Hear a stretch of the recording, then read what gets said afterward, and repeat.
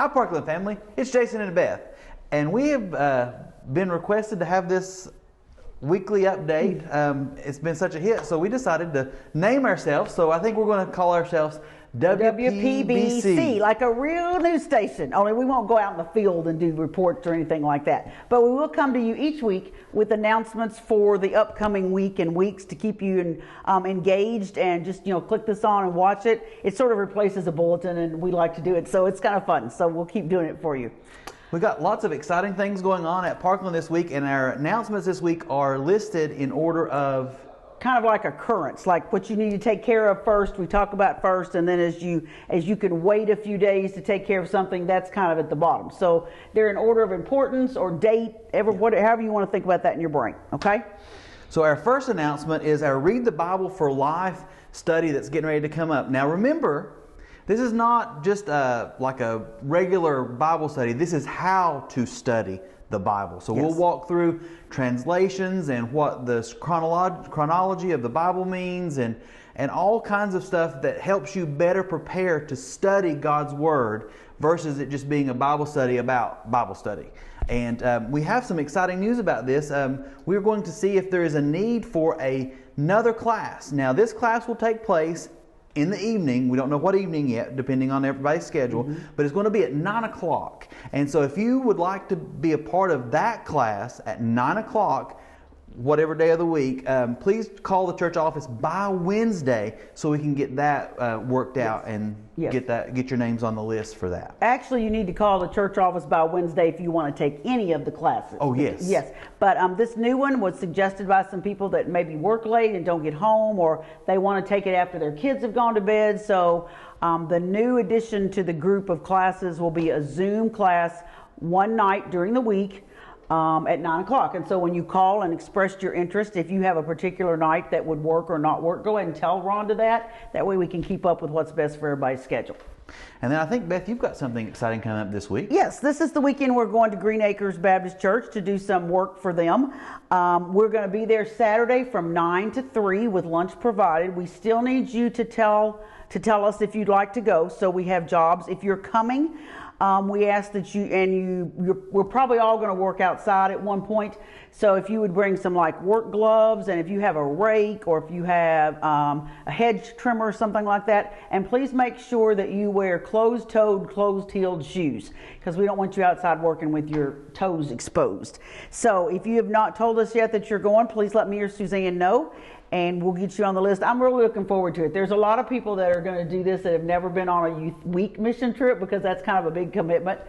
So I think they're going to have fun, and the kids will get to know some new people, and it should just be a really good time. So I think this is kind of a neat idea too. Instead of being able to do our big mission trip this year, like with COVID, we've been able to do some of these smaller little local projects, and so we're excited to. And you're going? I'm going. It's very exciting. Yes. It's been a couple of years since I've been on a youth mission trip, so I'm excited about the opportunity to get to go have with a good you all. time. We'll have a good time. So yes. Now I think the next thing that we need to talk about is trunk or treat. Oh yeah. Yes. And that's something totally different than we've done before, because remember last week we told you we can't get 1,000, 1,200 people in our building. We're going to have to do it outside, and you all have done really good so far. We have gotten 12 cars. We do 12 cars with 12 different themes. Nobody's overlapped yet.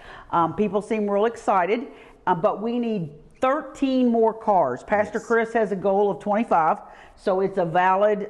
It's worth the people's time to come. So we need 12 more of you to call the church office and tell us that you want to participate in this. If you are going to do a strictly Disney theme, we have a wonderful church member who has a really cute Minnie Mouse costume, and she said you could borrow that. She's not doing a car, but if you want to do a Minnie and Mickey thing, she's got a Minnie Mouse costume you can borrow. So that might help somebody think of something they want to do. And another thing that will be different this year is we're actually doing it on Halloween Day. Yes. So it'll be Saturday, October the 31st, and it's going to be from 2 to 4 in the evening, so everybody can get home before dark if if they want to take your kids trick-or-treating as well. So it's going to be kind of a new, exciting day at Parkland with this trunk or treat. It's going to be drive-through. Last week we left that out and we had some questions. People will not walk through the trunk or treat. They're going to stay in their cars and they'll drive through. And then as you hand them candy, you'll just hand it into the car. And you can wear a mask if you want. And we're also going to ask you to kind of stay in your area so we don't have Parkland members running around getting too close to each other. So we're going to take all kinds of precautions to keep everybody safe. And we're going to pass out bags at the very first stop. There'll be bags for the kids to have with information about the church. And then we're asking you, instead of you going and buying the candy, if you'll just, whatever you were going to spend on candy, just give it to the church office so we can limit the number of hands. So if people ask, so we can kind of keep a track. I know it sounds kind of silly, but it just is a level of reassurance for everybody. And we need the people that are coming to know that we care about them and we care about their health. And so if you would just give us whatever, like Jason said, whatever money you were going to use to buy candy, we'll buy the candy, and that way we can assure people it hasn't been touched.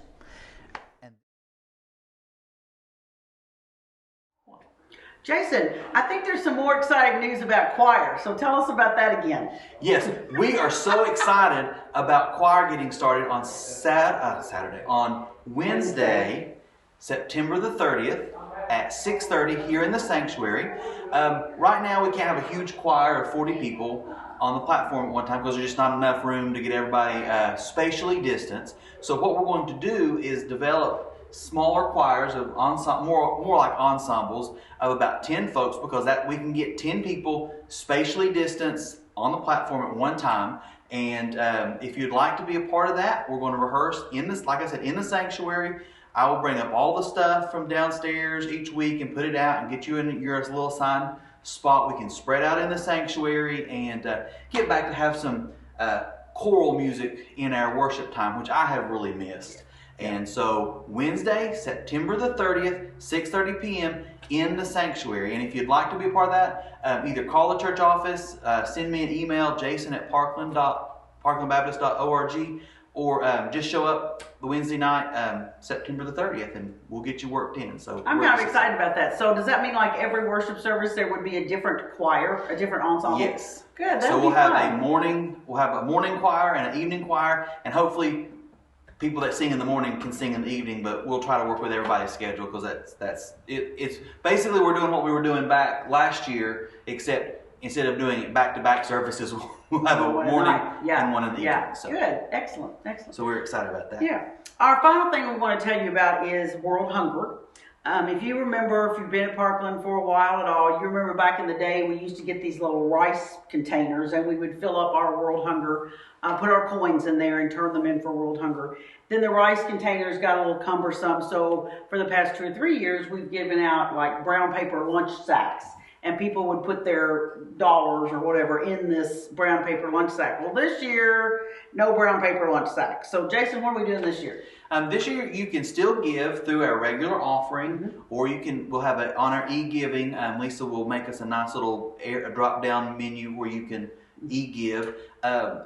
And it's really an important ministry. It's very important. It's changed. The group that is doing this World Hunger now is Send Relief. It's a combination of some groups from the North American Mission Board has put everybody together to make it more streamlined. And this is really sad, because when you think about in our world of plenty, still 1 in 5 kids are hungry. I couldn't believe that statistic. Yeah. And every 5 seconds, somewhere in the world, a child dies of hunger, which is astounding to me. Every 5 seconds. For me, that's one thing I've never dealt with food insecurity. Yes. And I've been blessed with that. So it breaks my heart to know that somebody is hungry, because one of my love languages, or one of the ways that I like to tell people that I love them, is by cooking and doing that. So it just breaks my heart to know that somebody's hungry. So if you could help with this mission endeavor, please. We'll be collecting from now through the end of October. Yes. And but again, we're not doing little bags anymore. You can still give through your regular offering, or there'll be on the e-giving, there'll be a drop-down place where you can give. Right there.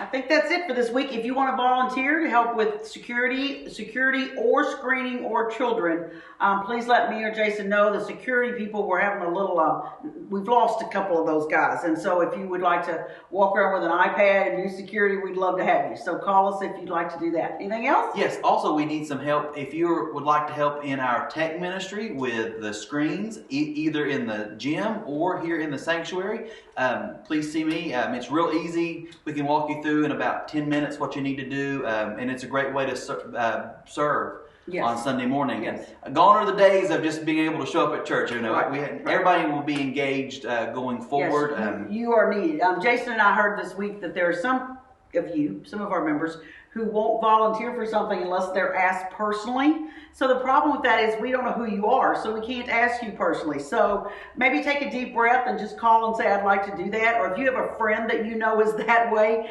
call us and say, Peggy Parkland wants to volunteer, but she wants to be asked, and then we can ask her. So kind of help us with that too as we get everybody involved. Yeah, and remember, there's only just like 2 of us that are trying to get the help with the volunteers, and there's 200, 300 of you all, so it would help if you would just let us know. And this is us, Beth and Jason, asking you personally by name. Yes. So, okay. All right. Well, you guys have a great week. Stay safe. Remember, keep Jesus first in your life and wear your mask.